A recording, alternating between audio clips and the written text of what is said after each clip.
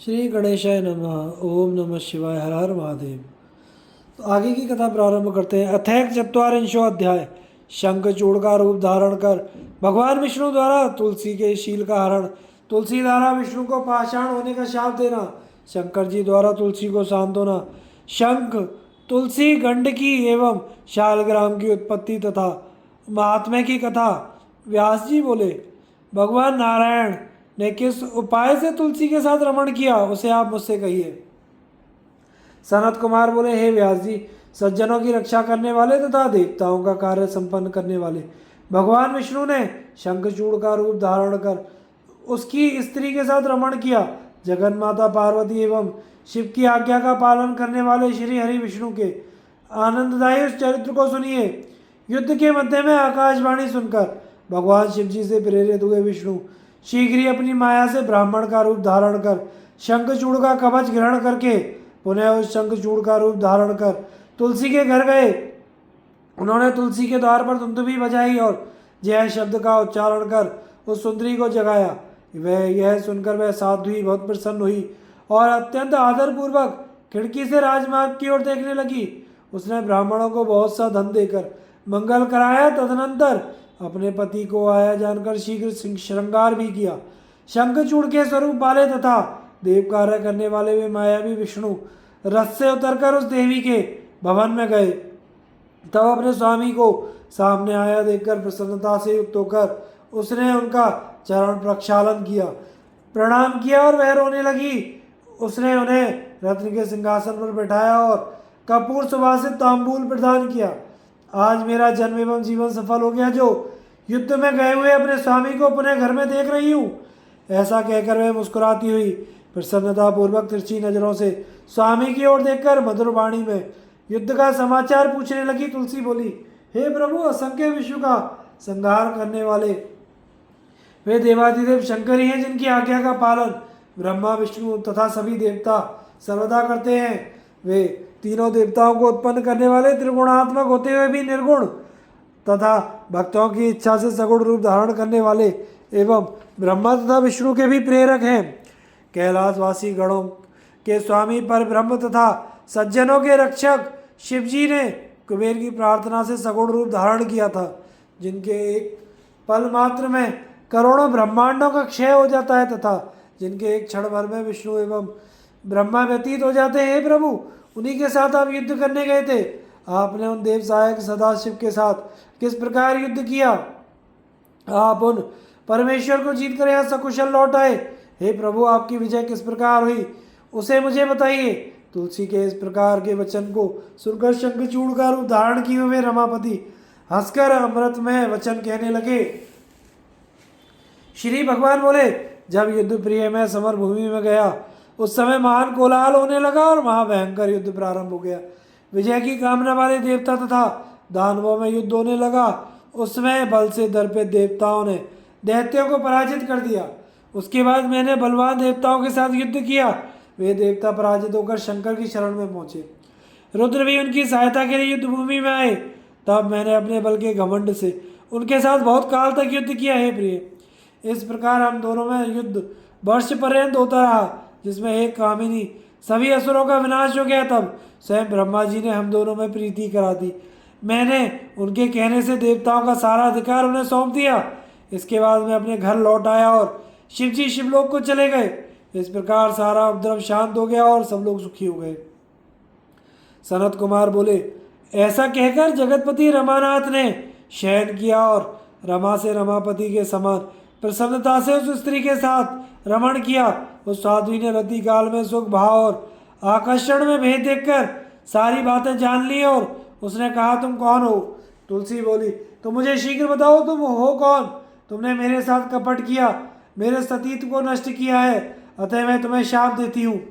सनत कुमार बोले, तुलसी का वचन सुनकर विष्णु ने शाप के भय से लीला पूर्वक अपनी अत्यंत मनोहर मूर्ति धारण कर ली।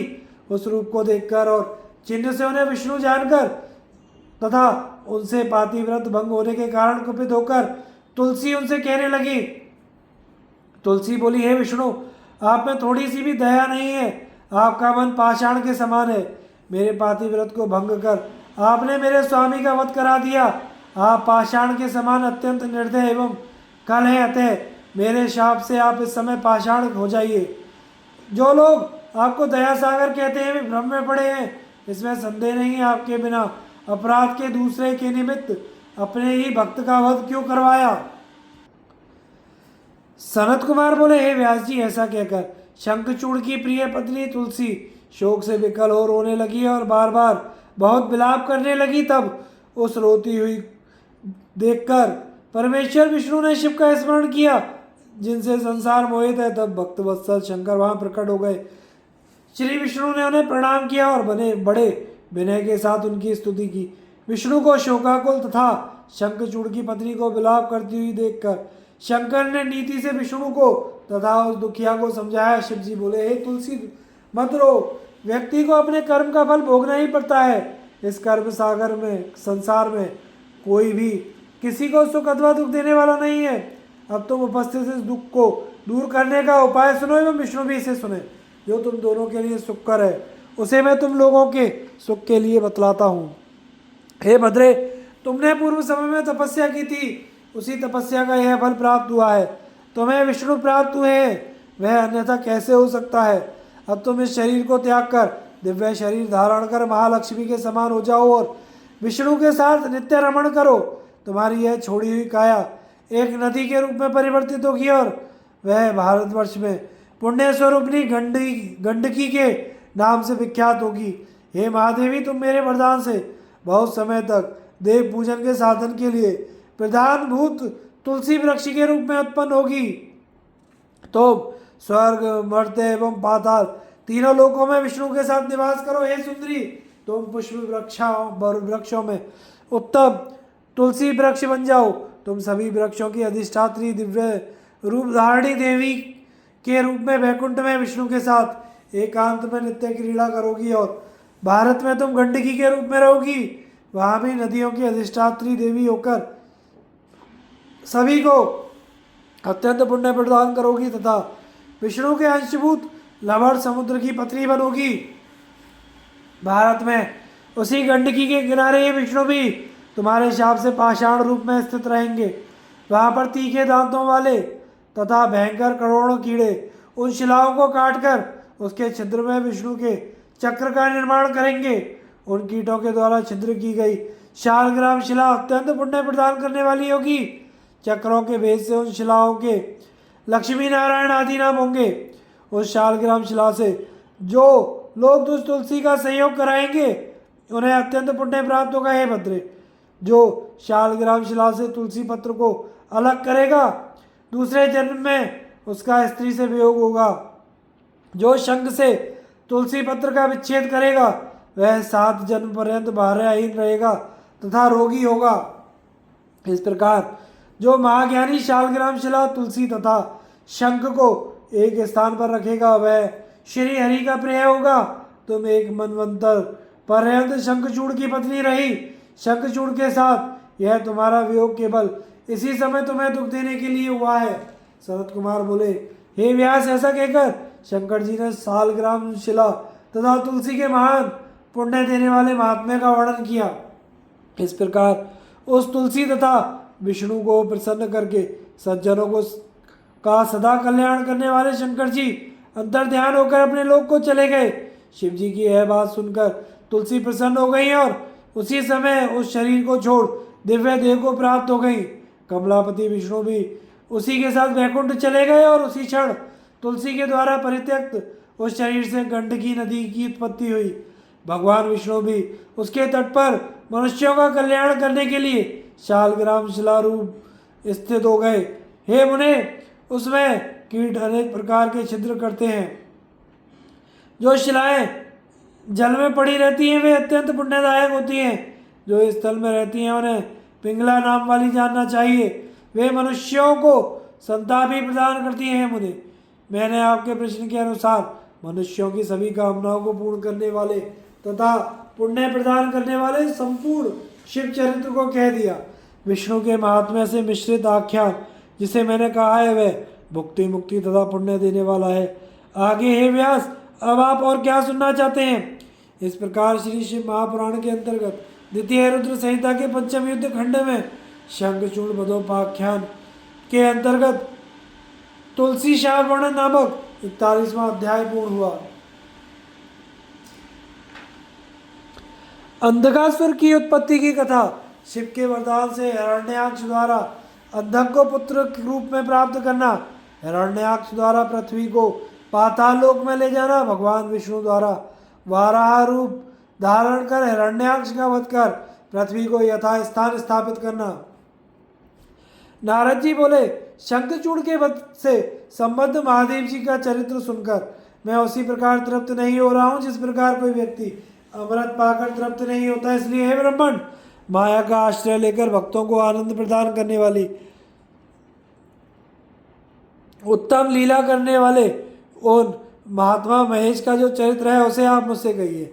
ब्रह्मा जी बोले, शंखचूड़ का वध सुनने के पश्चात सत्यवती सुत व्यास जी ने ब्रह्मपुत्र मुनीश्वर सनत कुमार से भी यही बात पूछी। व्यास की प्रशंसा करके सनत कुमार ने मंगलदायक महेश्वर चरित्र को कहा था। सनत कुमार बोले, हे व्यास, आप शंकर जी के उस मंगलदायक चरित्र को सुनिए जिसमें अंधक ने परमात्मा शंकर के गाढ़ पत्ते पद को प्राप्त किया था। हे मुनीश्वर, पहले तो उसने शंकर जी से घोर युद्ध किया, उसके बाद अपने सात्विक भाव से उन्हें बारंबार प्रसन्न किया। शरणागतों की रक्षा करने वाले, परम भक्त वत्सल तथा नाना प्रकार की लीला करने वाले शंकर का महात्म्य अद्भुत है। शंकर के इस प्रकार के महात्म्य को सुनकर सत्यवती सुत व्यास जी ने मुनीश्वर सनत कुमार जी को प्रणाम किया। फिर भक्ति भाव से विनम्र हो ब्रह्मपुत्र मुनीश्वर से महान अर्थपूर्ण वाणी में कहा। व्यास जी बोले, हे भगवान, हे मुनीश्वर, यह अंधक कौन था? इस पृथ्वी पर उसने किसके वंश में जन्म लिया? वह किस कारण से इतना बलवान तथा महात्मा हुआ तथा वह किस नाम वाला तथा किसका पुत्र था? हे भगवान ब्रह्मपुत्र, अब आप इस सारे रहस्यों का वर्णन कीजिए। वैसे तो अनंत ज्ञान संपन्न महेश पुत्र स्कंद के द्वारा मैं इन बातों को जानता हूँ। महातेजस्वी शंकर की कृपा से उसने गाढ़ पत्ते पद को किस प्रकार प्राप्त किया? वस्तुतः वह अंधक महाधन्य है जो उसे गाढ़ पत्ते की प्राप्ति हुई। ब्रह्मा जी बोले, हे नारद, व्यास जी के इस प्रकार के वचन को सुनकर ब्रह्मपुत्र सनत कुमार ने महामंगलदायक शिव जी के चरित्र को सुनने की इच्छा वाले शुकदेव जी के पिता व्यास से कहा। सनत कुमार बोले, किसी समय देव सम्राट भक्तवत्सल भगवान शंकर अपने गणों तथा पार्वती को साथ लेकर कैलाश से विहार करने के लिए काशी आए। उन्होंने काशी को अपनी राजधानी बनाया, भैरव को उसका रक्षक नियुक्त किया तथा पार्वती के साथ मनुष्यों को आनंद देने वाली नाना प्रकार की लीलाएं करने लगे। किसी समय वरदान के कारण वे अपने गणों के साथ मंदराचल पर गए, वहां पर पार्वती के साथ विहार करने में प्रवृत्त हो गए। उसके बाद पार्वती ने नर्म क्रीड़ा प्रेम प्रयास करते हुए मंदराचल पर पूर्व दिशा की ओर मुख कर बैठे हुए चंड पराक्रम वाले सदाशिव के नेत्र लीला पूर्वक बंद कर दिए। मूंगे तथा स्वर्ण कमल की कांति से युक्त अपनी दोनों भुजाओं से जब पार्वती ने उनके नेत्र बंद कर दिए, तब शिव के नेत्रों के बंद हो जाने पर क्षण भर में घोर अंधकार छा गया। तब सदाशिव के ललाट का स्पर्श करते ही उनके ललाट पर स्थित अग्नि की उष्णता से पार्वती के दोनों हाथों से श्वेत बिंदु टपकने लगा। तब उससे एक बालक उत्पन्न हुआ जो भयंकर विकराल मुख वाला, महाक्रोधी, कृतघ्न, अंधा, जटाधारी, कृष्ण वर्ण वाला, कुरूप, मनुष्य से भिन्न स्वरूप वाला, विकृत तथा बहुत रोमों से युक्त था। उत्पन्न होते ही उसने गाना, हंसना, नाचना, रोना, जीभ चाटना प्रारंभ किया और वह महाघोर शब्द करने लगा। विचित्र दर्शन वाले उस बालक को के उत्पन्न होते ही शंकर जी ने गौरी से हंसते हुए कहा। श्री महेश बोले, हे प्रिय, तुमने मेरे नेत्रों को बंद कर जो कर्म किया है, अब उससे भयभीत क्यों हो रही हो? महादेव जी के इस वचन को सुनकर हंसती हुई गौरी ने उनके नेत्रों को छोड़ दिया। तब प्रकाश हो जाने पर वह अंधा पुरुष अंधकार से भी अधिक घोर रूप वाला हो गया। तब इस प्रकार के रूप वाले उस पुरुष को देखकर गौरी ने महेश्वर से पूछा। गौरी बोली, हे भगवान, हम दोनों के सामने एक घोर भयंकर विकृताकार कौन उत्पन्न हो गया है? आप मुझसे सत्य कहिए, किस कारण से तथा किसने इसकी सृष्टि की है, यह किसका पुत्र है? सनत कुमार बोले, लीला करने वाले तथा एवं अंधक को उत्पन्न करने वाले भगवान शंकर ने लीला करने वाली त्रिजगत जननी प्रिया पार्वती की बात सुनकर हंसते हुए कहा। महेश्वर बोले, अद्भुत चरित्र करने वाली है अंबिके, तुम्हारे द्वारा मेरे नेत्रों को बंद किए जाने पर तुम्हारे हाथ के श्वेत कण से उत्पन्न यह अद्भुत महापराक्रमी अंधक नाम वाला असुर प्रकट हुआ है। तुम ही इसकी जन्मदात्री हो, अतः हे आर्य, तुम ही दयापूर्वक अपनी सखियों के साथ गणों से इसकी रक्षा करो और बुद्धि से विचार कर इसके विषय में जो करना चाहती हो उसे करो। सनत कुमार बोले, तदनंतर अपने पति के इस वचन को सुनकर गौरी अपनी सखियों के साथ दया भाव से अनेक प्रकार के उपायों से अपने पुत्र की रक्षा करने लगी। एक बार शिशिरकाल उपस्थित होने पर अपने बड़े भाई की संतति वृद्धि को देखकर अपनी स्त्री से प्रेरित होकर पुत्र की कामना वाला हिरण्याक्ष तपस्या करने के लिए वहां पहुंचा। वह कश्यप पुत्र असुर वन का आश्रय लेकर क्रोध आदि दोषों को जीतकर पुत्र प्राप्ति के निमित्त काष्ठ के समान स्थिर होकर शंकर जी के दर्शन हेतु तप करने लगा। हे द्विजेंद्र, तब उसकी तपस्या से पूर्ण रूप से प्रसन्न होकर शंकर जी वर देने के लिए गए। उस स्थान पर आकर वे वृषध्वज महेश उस दैत्य श्रेष्ठ से बोले। महेश बोले, दैत्यराज, तुम अपनी इंद्रियों को कष्ट मत दो। तुम किस निमित्त यह व्रत कर रहे हो? तुम अपना मनोरथ कहो, मैं शंकर तुम्हें वर दूंगा। तुम जो चाहते हो वह सब दूंगा। सनत कुमार बोले, शिव जी का यह सरस वचन सुनकर वह दैत्य हिरण्याक्ष अत्यंत प्रसन्न हो गया और हाथ जोड़कर सिर झुकाकर एवं नमस्कार करके विविध स्तुति पूर्वक शंकर जी से कहने लगा।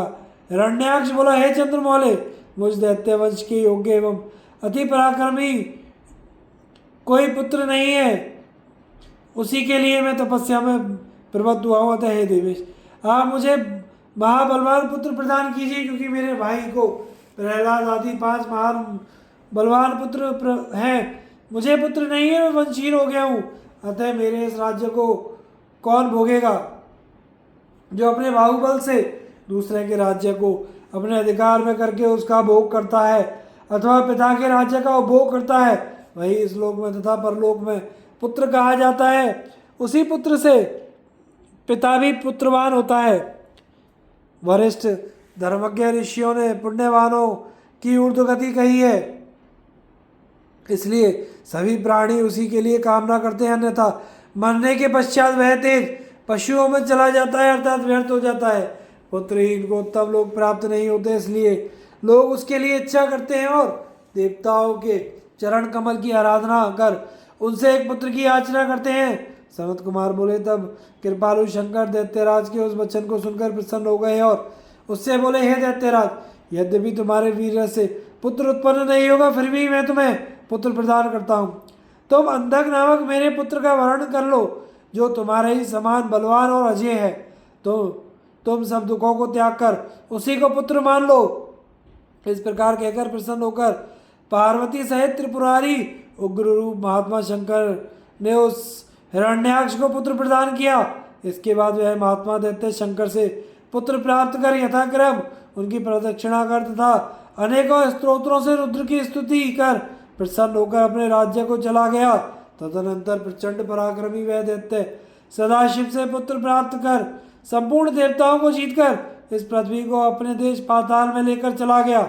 उसके अनंतर देवताओं, मुनियों एवं सिद्धों ने सर्वात्मक यज्ञ में तथा महाविकराल प्रधान वाराह रूप का आश्रय लेकर अनंतर पराक्रम वाले विष्णु का आराधन किया। तब अपनी नासिका के विविध प्रहारों से पृथ्वी को विदीर्ण कर पाताल में प्रविष्ट हुए। तुंड के द्वारा तथा खंडित दाढ़ों के अग्रभाग से सैकड़ों दैत्यों को चूर्ण करके वज्र के समान कठोर पाद प्रहारों से निशाचरों की सेनाओं को मथकर करोड़ों सूर्य के समान चांचल्यमान तथा अपने सुदर्शन से अद्भुत तथा प्रचंड तेज वाले विष्णु ने हिरण्याक्ष के तेजस्वी सिर को काट दिया और दैत्यों को जला दिया। हिरण्याक्ष के मर जाने पर उन्होंने प्रसन्न होकर अंधक को राज्य पद पर अभिषिक्त कर दिया। इस प्रकार महात्मा विष्णु पाताल तल से पृथ्वी का उद्धार कर अपनी दाढ़ों के अग्रभाग से पृथ्वी को पुनः अपने स्थान पर प्रतिष्ठित कर परम प्रसन्न हो गए और पूर्व की भांति उसकी रक्षा करने लगे। प्रसन्न हुए समस्त देवता मुनि तथा ब्रह्मा जी ने उनकी स्तुति की। उसके बाद उग्र शरीर वाले तथा उत्तम कार्य करने वाले वराह रूपधारी विष्णु ने अपने लोक को चले गए। इस प्रकार वराह रूप विष्णु देव के द्वारा दैत्यराज हिरण्याक्ष के मारे जाने से सभी देवता मुनि तथा अन्य सभी जीव सुखी हो गए। इस प्रकार श्री शिव महापुराण के अंतर्गत द्वितीय रुद्र संहिता के पंचम युद्ध खंड में हिरण्याक्ष वध वर्णन नामक 42वां अध्याय पूर्ण हुआ।